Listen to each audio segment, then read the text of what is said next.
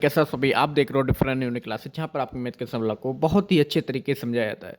दोस्तों 8 क्लास का 11 का सेकंड क्वेश्चन है। देखो क्वेश्चन में कह रहे हैं यदि ब्याज तिमाही संयोजित किया जाए, मतलब कोई ब्याज की दर है, ठीक है।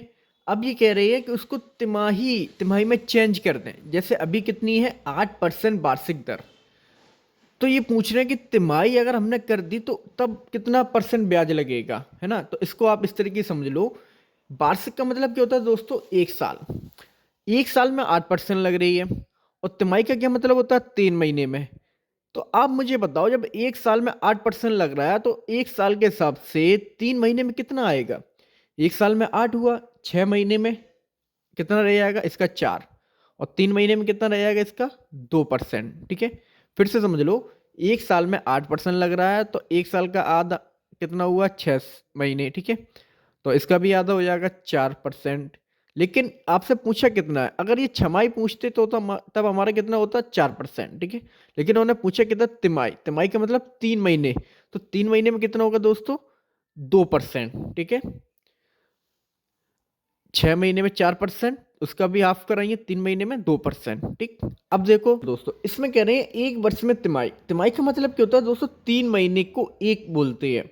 तिमाही का मतलब क्या होता है, 3 महीने को एक। तो 3 महीने के हिसाब से अगर आप देखोगे तो 3 महीने, फिर तीन, फिर तीन, फिर तीन, इस हिसाब से कितने आपके बनेंगे, 4। तो तिमाही एक वर्ष में कितनी होंगी दोस्तों, 4। अगर यहाँ पर छमाही पूछ लेते तो छमाही कितनी हुई, छमाही का मतलब होता है 6 महीने।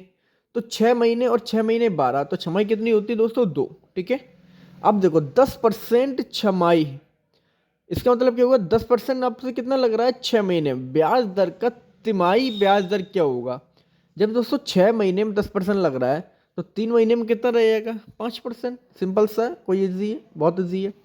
अभी अगर पूछ लेते हैं वार्षिक इसका, तो वार्षिक में क्या होता है, जब 6 महीने में आपको 10% लग रहा है तो एक साल में कितना लगेगा, 10 दूनी 20, क्योंकि 6 का डबल 12 महीने, और 12 महीने को बोलते हैं दोस्तों वार्षिक, ठीक है। इसमें देखो 3 वर्ष में होने वाले छमाही रूपांतरण की संख्या। अब एक वर्ष में दोस्तों कितनी होती है, एक वर्ष में होती है दोस्तों 2 छमाही। अभी आपको इसमें बताया था, एक वर्ष में कितनी होती है, 2 छमाही, क्योंकि 6 महीने के जोड़े को एक छमाही बोलते हैं। तो कितने हो गए आपके, 2 एक वर्ष में। तो 3 वर्ष में कितने हो जाएंगे, 3 दूनी 6। तो आपका आंसर आ गया 6। अगर यहाँ पर ये तिमाही पूछ लेते दोस्तों कि 3 वर्ष में कितनी तिमाही होंगी, तो 3 महीने के जोड़े को बोलते हैं एक तिमाही। तो एक साल में कितनी होती है, 4 तिमाही। तो 3 महीने, सॉरी, 3 साल में कितनी हो जाएगी, 3 चौक 12 तिमाही, ठीक है।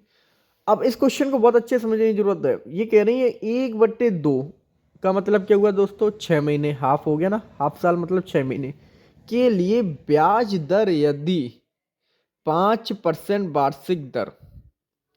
इसको बहुत अच्छे से समझने की जरूरत है।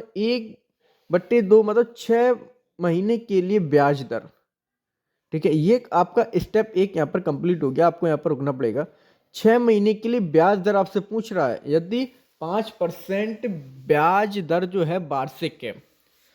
जब 5% वार्षिक है, एक साल में 5% लग रहा है, तो आधी साल में कितना हो जाएगा, 5 का आधा मतलब 2.5। 2.5 को आप 1/2 भी लिख सकते हो। और 1/2 साल का मतलब होता है 6 महीने। तो इस तरीके से जब एक साल में 5% लग रहा है तो आधी साल में कितना लगेगा, 2.5%, ठीक है।